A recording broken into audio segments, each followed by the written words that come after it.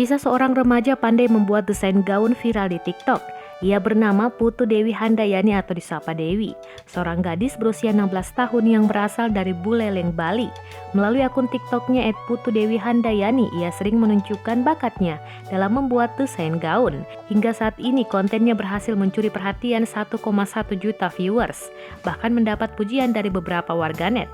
Saat dikonfirmasi tribunnews.com, Dewi menyebut bakat mendesain gaunnya ini baru saja digemari, lantaran kini ia menempuh kelas 10 pendidikan SMK Negeri 1 Sergirit jurusan Tata Busana. Namun ia mengaku sudah suka bidang desain gaun ini sejak lama saat masih di bangku SMP.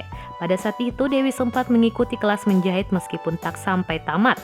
Sementara konten TikToknya baru ia buat sekitar bulan Desember 2020 lalu. Ia mendapat inspirasi desain gaun ini dari berbagai sumber, dari Google hingga alam secara langsung. Lewat kontennya ini, Dewi bahkan mendapat tawaran kerjasama dari salah satu brand fashion online yaitu Atraktif.